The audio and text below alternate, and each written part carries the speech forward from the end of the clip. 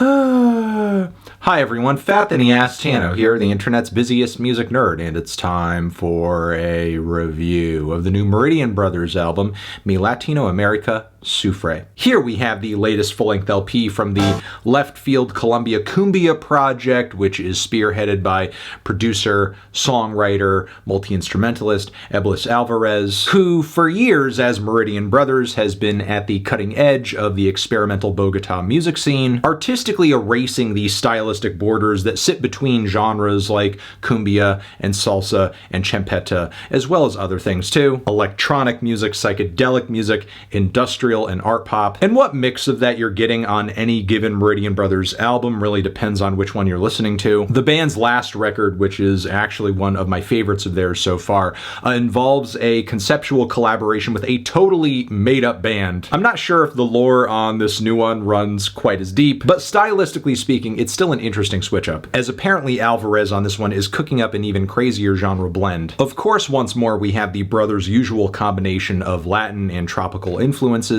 but now this time around we're also getting elements of African highlife music, Congolese music. So if you go into this record, expect lots and lots and lots of fast, chirpy, nimble, active, and detailed rhythm guitars and lead guitars, to the point where I would say that those are pretty much the main selling point of this record, as the rhythmic backbone of many of these tracks hasn't changed too much wildly from previous efforts, not to mention the cartoonish and performatively weary and strange vocal parts from Meridian Brothers are pretty much par of the course for the project at this point. And generally on this album, I think all of these elements marry pretty well, but still may not be the easiest pill to swallow, especially for a newcomer, because of the very chaotic performance style that Alvarez embraces on these recordings. As I think in the process of creating and writing this album, some pretty raw high-life records were being used as creative inspiration and reference points. And the results show in just how wild and unruly some of the guitar work on this record is. And clearly there's a lot of skill going into it, especially during the passages where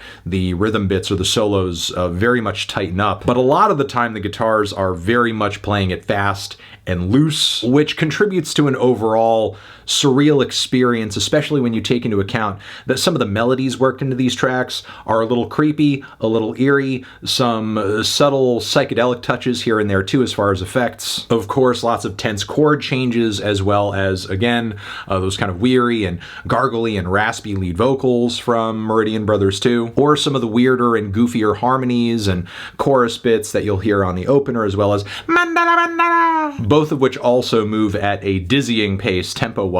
Because as strange as some of these tracks may sound on the surface, I will admit, sometimes they are jamming. The grooves and the speed at which a lot of the playing is happening is really impressive, which is also the case for En el CARIBE, ESTOY, TRISTE. But the entire experience of this record is not just a need for speed. There are some decent ballads and cuts that ease up a bit on the intensity in favor of bringing more hypnotic grooves, sticky hooks, and of course, sweeter, more memorable guitar lines, like the track Mi Pregunta, Es una pregunta, pregunta verdadera. Let's not also forget Mi Acompañante, which features these sliding, ascending vocal harmonies and spiraling guitar leads too. So yeah, there are a lot of good moments throughout this LP. To my ears though, when this album falters is when the already off-kilter vibes on these tracks embrace some very deep disharmony. Tracks where the guitar leads feel almost detuned, or like they couldn't be concerned at all with, I don't know, operating within a certain key. This is done to a slight degree on Es Mi Nueva Era, which is more or less fine as is, but it's really pushed to its limits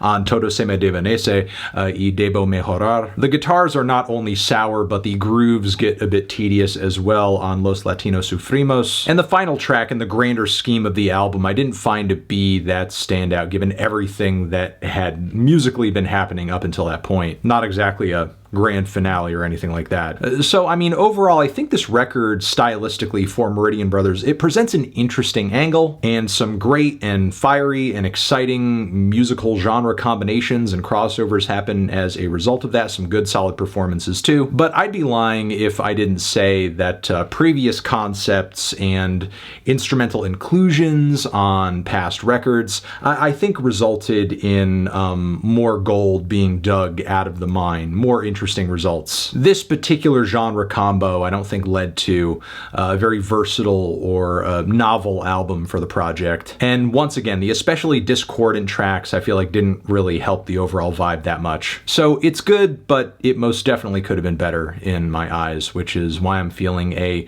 light 7 on this one. Transition, have you given this record a listen? Did you love it? Did you hate it? What would you rate it? You're the best, you're the best. What should I review next? Hit the like if you like. Please subscribe and please don't cry. Hit the bell as well. Over here next to my head is another video you can check out. Hit that up or a link to subscribe to the channel. Anthony Fantano, Meridian Brothers, forever.